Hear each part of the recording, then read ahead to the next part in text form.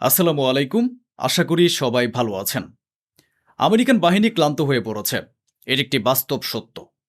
আপনার হয়তো মনে থাকবে, আব্রাহাম লিঙ্কন সম্পর্কে আমি আপনাদের বলেছিলাম। ইরানের কাছাকাছি আমেরিকায় একটি এয়ারক্রাফট ক্যারিয়ার রয়েছে, যা গত ৯ মাস ধরে ইরানের বিরুদ্ধে সমুদ্রে অবস্থান করছে। এখন আশপাশের মধ্যপ্রাচ্যে আমেরিকার যে ঘাঁটিগুলো ছিল, সেখান থেকে বিমানগুলো উড্ডয়ন করত এবং এ জাহাজে সাহায্য নিয়ে আসত। খাবার, পানি, ঔষধ বা যে কোনো কিছু। এখন আশপাশে সেই আমেরিকান ঘাঁটিগুলো ইরান ধ্বংস ও ক্ষতিগ্রস্ত করে দিয়েছে। ফলে আশপাশের ওই আমেরিকান ঘাঁটিগুলো বন্ধ হয়ে গেছে। এখন আপনারা ৯ মাসের কথা একটু ভেবে দেখুন, নিজেরা কল্পনা করুন। আপনি যদি টানা ৯ মাস কোনো এয়ারক্রাফট ক্যারিয়ারে থাকেন, তবে সেটা আপনার জন্য জেলের মতো হবে। মার্কিন সেনাদের অবস্থা এতটাই শোচনীয় যে তারা মানসিকভাবে বিপর্যস্ত হয়ে পড়েছে। তাদের পরিবারের লোকজন পাগল হয়ে যাওয়ার উপক্রম হয়েছে এই ভেবে যে আমাদের সন্তান ৯ মাস ধরে এয়ারক্রাফট ক্যারিয়ারে রয়েছে। এটা আবার কেমন বাহিনী? এমনকি এখন তাজা রিপোর্ট এসেছে। এই সেই রিপোর্ট অনুযায়ী আমেরিকার সেনারা মানসিকভাবে বিপর্যস্ত ও ক্লান্ত হয়ে পড়েছে এবং ওই এয়ারক্রাফট ক্যারিয়ারে থাকা অনেক মার্কিন সেনা সমুদ্রে ঝাঁপ দিয়ে আত্মহত্যা বা সেখান থেকে পালানোর চেষ্টা করেছে। আজ আমেরিকার এই দশা। এখন আপনারা ইরানকে গালমন্দ করুন বা যাই বলুন, ইরানের বদনাম করুন, একা আমেরিকার লেজে গোবরে অবস্থা করে দিয়েছে ইরান। মনে রাখবেন, শুধু অমুসলিমরাই যে ইরানের বিরোধী তা নয়। আসল সমস্যা তো মুসলমানদের মধ্যে। আজকাল যে কোনো লোক এসে এদের গালে পিঠে চর মেরে চলে যায়, কারণ এরা কখনো এক হতে পারে না। আজও মুসলমানরা এক হতে পারেনি। মাঝখানে গত ৬ মাস ধরে এমনও খবর আসছিল যে আমেরিকা যে কোনো সময় ইরানের উপর পরমাণু হামলা চালাবে। এরপর এই যুদ্ধ শুরু হয়। আমেরিকার অস্ত্র ফুরিয়ে যায় এবং আমেরিকার চরম অপমান হয়। তখন মাঝখানে ডোনাল্ড ট্রাম্প এই কথা বলেছিলেন, আমরা পরমাণু অস্ত্র ব্যবহার করতে পারি। এখন পরিস্থিতি এমন দাঁড়িয়েছে যে পুরো দুনিয়া পুরোপুরি বুঝে গেছে আমেরিকার অস্ত্র ফুরিয়ে গেছে। তাই এ গুঞ্জন ছড়িয়েছে যে ডোনাল্ড ট্রাম্পের হাতে পরমাণু অস্ত্র ব্যবহার করাটা একটা বিকল্প হতে পারে। তো এই দেখুন, এ বিষয়ে আইআরজিসির কমান্ডারের বক্তব্য চলে এসেছে। আইআরজিসির কমান্ডার বলেছেন, আমরা সতর্ক করছি, খুব পরিষ্কার ভাষায় এবং সত্যিকার অর্থেই সতর্ক করছি। যদি আমাদের বিরুদ্ধে পারমাণবিক অস্ত্র ব্যবহার করা হয়, তবে সারা বিশ্বে যেখানে যেখানে আমেরিকান ঘাঁটি আছে সেগুলোতে দখল নিয়ে নেওয়া হবে। আর আমাদের বিরুদ্ধে পারমাণবিক অস্ত্র ব্যবহার করা হবে আমেরিকার ইতিহাসের সবচেয়ে বড় ভুল। আমরা আগেই সতর্ক করে দিচ্ছি, ছাড় দেব না। আইআরজিসির কমান্ডার বলেছেন, আমাদের উদ্দেশ্য হলো এই যুদ্ধকে দীর্ঘায়িত করা, যাতে আমেরিকায় অন্য কোনো প্রেসিডেন্ট আসেন। আমেরিকার যে মিসাইলগুলো পুড়িয়ে গেছে তা যেন সম্পূর্ণ শেষ হয়ে যায় এবং আমেরিকা পুরোপুরি এক্সপোজ হয়ে পড়ে। আইআরজিসির কমান্ডার আপনাদের মনের কথাই বলেছেন। তিনি বলেছেন, আমাদের পুরো উদ্দেশ্য এখনো পূরণ হয়নি। আমাদের যে লক্ষ্যগুলো ছিল তাতে এখনো ইসরায়েল বাকি রয়েছে। আমাদের পরিকল্পনা হলো ইসরায়েলকে ধ্বংস করে দেয়া, অর্থাৎ আমরা ইসরায়েলকে মুছে দেব। এটাই আমাদের পরিকল্পনা এবং আমাদের লক্ষ্য এটাই। সুতরাং এই যুদ্ধে আমাদের উদ্দেশ্য এখনো পূরণ হয়নি। তিনি একথা বলেছেন যে আমাদের পারমাণবিক অস্ত্রের কোনো প্রয়োজনই নেই, আমরা যেমন আছি তাই যথেষ্ট। আমেরিকা, ইসরায়েল ও ইউরোপকে ইরান একাই হারিয়ে দিয়েছে। বিশেষ করে ইউরোপের দেশগুলো ও ইসরায়েল টাকা দিয়ে লোভ দেখিয়ে এবং নগ্নভাবে ঘুরে বেড়ানোর বাসনা থাকা কিছু ইরানি মেয়েকে অর্থ দিয়ে ইরানে দাঙ্গা বাঁধিয়েছিল। স্কুল পুড়িয়েছিল, কলেজ পুড়িয়েছিল, সাধারণ মানুষের বাড়িঘর জ্বালিয়ে দিয়েছিল। তাদের নেশাদ্রব্য ও অস্ত্র দেওয়া হয়েছিল। মাহাসা আমিনি থেকে শুরু করে এখন পর্যন্ত কি না হয়েছে তা আপনারা সবাই জানেন। এখন ইরান এই সমস্ত গাধার দল এবং গাদ্দারদের চিহ্নিত করেছে, আদালতে হাজির করেছে, তাদের থেকে স্বীকারোক্তি নিয়েছে, ভিডিও প্রকাশ করেছে এবং তাদের ফাঁসি দিয়েছে। ইরান ধারাবাহিকভাবে এই কাজ করে চলেছে, যার ফলে ইউরোপ, আমেরিকা এবং ইসরায়েল ভয় পেয়ে গেছে। দেখুন, ইউরোপের ২৬টি দেশ ইরানের নিন্দা জানিয়েছে যে আপনারা আপনাদের দেশের মানুষদের যেভাবে ফাঁসি দিচ্ছেন তা ভুল। পাকিস্তান জানিয়েছে ৬০ দিনের যে যুদ্ধবিরতি ছিল তা শেষ হতে চলেছে এবং এই ৬০ দিনের যুদ্ধবিরতি বাড়ানোর বিষয়ে কথাবার্তা চলছে। কিন্তু ওদিক থেকে ইরান চিৎকার করে বলে দিয়েছে যে এসব সম্পূর্ণ মিথ্যা কথা, আমরা যুদ্ধবিরতি বাড়ানোর কোনো কথাই বলছি না। এতে পাকিস্তানও বড় ধাক্কা খেয়েছে এবং সবচেয়ে বড় ধাক্কাটি খেয়েছে আমেরিকা। অন্যদিকে ইরানের উপর অবরোধের প্রভাব খুবই জোরালো। ইরানের ব্যবসায়ীদের ১৮ বিলিয়ন খরচ বেড়ে গেছে। এটি কোনো রাগঢাক ছাড়াই আমি আপনাদেরকে জানাচ্ছি। ইরানের ব্যবসায়ীরা বলেছেন, আমেরিকা যে ব্লকেজ তৈরি করেছে, আমাদের জাহাজগুলোকে আসতে দিচ্ছে না এবং সেগুলোতে হামলা চালাচ্ছে। ফলে গোপন উপায়ে, অবৈধ পথে কিংবা ঘুষ দিয়ে সেই জাহাজগুলো বের করে আনতে গিয়ে $2 বিলিয়ন খরচ হয়ে যাচ্ছে এবং এই খরচ আরও বাড়বে। যদি পরিস্থিতি এভাবেই চলতে থাকে তবে আমরা, অর্থাৎ ইরানিরা, কোনো ব্যবসা বাণিজ্যই করতে পারবো না। অন্যদিকে ইরানের ভেতরে সন্ত্রাসী হামলা অব্যাহত রয়েছে। এমন নয় যে সন্ত্রাসী হামলা বন্ধ হয়ে গেছে। এই দেখুন, ইরানের একটি সন্ত্রাসী হামলায় বাসিজ বাহিনীর এক সেনা নিহত হয়েছেন এবং এভাবেই ইরানে একের পর এক সন্ত্রাসী হামলা চলছে।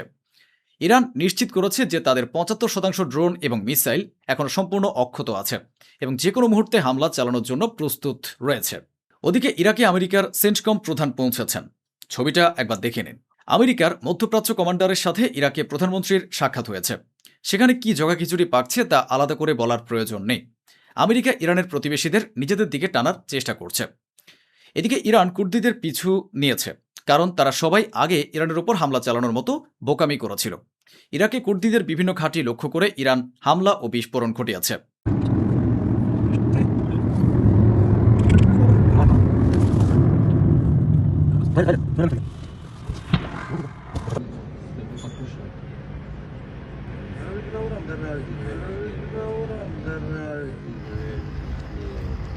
ডোনাল্ড ট্রাম্পের বক্তব্য হলো, হরমুজ প্রণালী আমাদের নিয়ন্ত্রণে রয়েছে।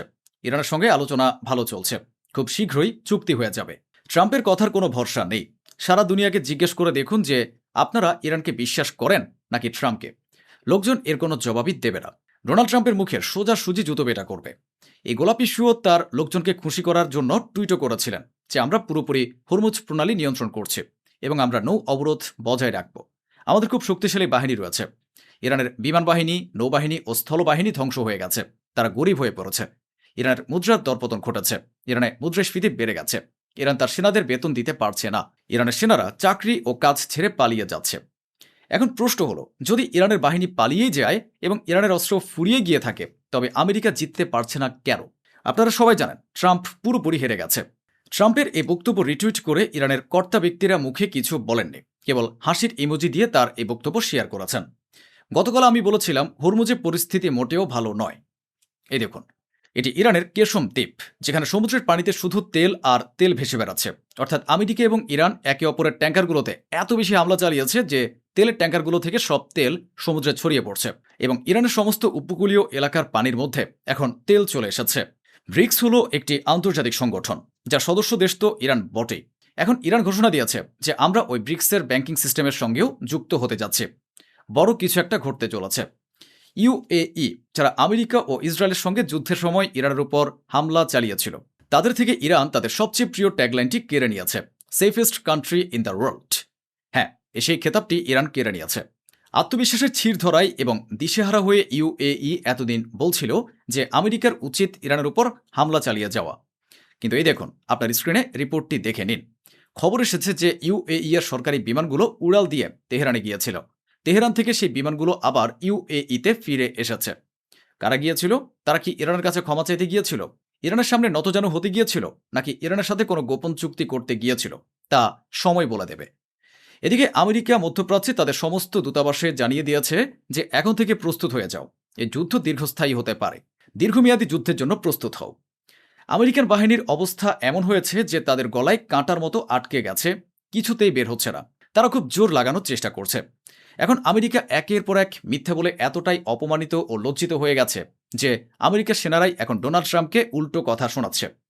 আমেরিকান নিউজ চ্যানেল এনবিসি এবং অন্যান্য সূত্র থেকে খবর এসেছে যে আমেরিকার জ্যেষ্ঠ সামরিক কর্মকর্তারা ডোনাল্ড ট্রাম্পকে সতর্ক করে দিয়েছেন, আমরা যদি জোর করে হরমুজ প্রণালী নিয়ন্ত্রণ করার চেষ্টা করি, তবে এই পদক্ষেপ আমাদের জন্য অত্যন্ত ব্যয়বহুল এবং প্রাণঘাতী প্রমাণিত হতে পারে।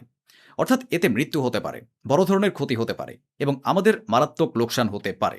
আমেরিকার নিউ ইয়র্কের সবচেয়ে বড় পত্রিকা হলো নিউ ইয়র্ক টাইমস, যা পুরো আমেরিকা এবং সারা বিশ্বে এটি পড়া হয়। এর খবরের একটা গ্রহণযোগ্যতা রয়েছে, কারণ এটি খোদ ডোনাল্ড ট্রাম্পের দেশেরই পত্রিকা। একটু দেখে নিন এতে কি লেখা আছে। ন্যাটো যে সামিট হয়েছিল সেখানে ডোনাল্ড ট্রাম্প গিয়েছিলেন। সেখানে ডোনাল্ড ট্রাম্পের নিখুঁত অবস্থান কোথায় তা ইরানের জানা ছিল। তিনি কোন হোটেলে ছিলেন তাও তাদের জানা ছিল, কোন ফ্লোরে ছিলেন তাও তাদের জানা ছিল এবং ঠিক সেই এলাকাতে কাঁধে করে বহনযোগ্য মিসাইলও দেখা গিয়েছিল। এই কথাটি রিপোর্টে লেখা আছে। সেটা অবশ্য অন্য ব্যাপার যে ইরান তখন কোনো পদক্ষেপ নেয়নি। হয়তো এর কারণ এই ছিল যে এই মুহূর্তে যে আলোচনা চলছে তা সম্পূর্ণ পণ্ড হয়ে যেত। এটা ঠিক সেই খবর যেখানে ডোনাল্ড ট্রাম্প বড়াই করে ন্যাটোর মিটিংয়ে যোগ দিতে তুরস্কে পৌঁছেছিলেন। তারপর মোসাদ ট্রাম্পকে এসে বলেছিল তোমার ফান্ডিং সাজানো আছে। তাই ডোনাল্ড ট্রাম্প দুনিয়ার সামনে নিজের বিমানেতে উঠলেন, কিন্তু গোপনে বিমানবন্দরের একটি ক্যাটারিং ভ্যানের ভেতরে বসে লুকিয়ে সেখান থেকে পালিয়ে গেলেন। বিমানটি ঠিক সেভাবেই উড়ল যেন ট্রাম্পকে নিয়েই সেটি উড়েছে। কিন্তু আসল কথা হলো ট্রাম্প সে বিমানেই ছিলেন না। আমেরিকার গোয়েন্দা সংস্থা জানিয়েছে যে ইরান তাদের অগ্রাধিকার বা প্রায়োরিটি পরিবর্তন করে ফেলেছে। এখন তাদের কাছে পারমাণবিক বোমা প্রধান অগ্রাধিকার নয়, বরং এখন ইরানের প্রধান অগ্রাধিকার হলো হরমুজ প্রণালী। ইরান পঞ্চম দিনের মতো আবারও নিশ্চিত করেছে যে যতক্ষণ না আমাদের দাবিগুলো পূরণ হচ্ছে, হরমুজ প্রণালী কোনো অবস্থাতেই খোলা হবে না। জাপানও একসময় ইরানের বিরুদ্ধে খুব বকবক করছিল, কিন্তু আজ জাপানের নারী প্রধানমন্ত্রী ইরানের প্রেসিডেন্টের সাথে কথা বলেছেন। ইরানের প্রেসিডেন্ট পরিষ্কার জানিয়ে দিয়েছেন যে এই অঞ্চলে যত বিশৃঙ্খলা, ধ্বংসযজ্ঞ, ওঠানামা, আগুন, ঝড় এবং অস্থিরতা দেখা যাচ্ছে, তার একমাত্র কারণ হলো শুধু আমেরিকা। তো বন্ধুরা, এই ছিল আজকের আয়োজন, যা স্বচ্ছভাবে আপনাদের সামনে তুলে ধরা হলো। আশা করি আমাদের এই প্রচেষ্টা আপনাদের ভালো লেগেছে। অসংখ্য ধন্যবাদ। সুস্থ থাকুন, ভালো থাকুন।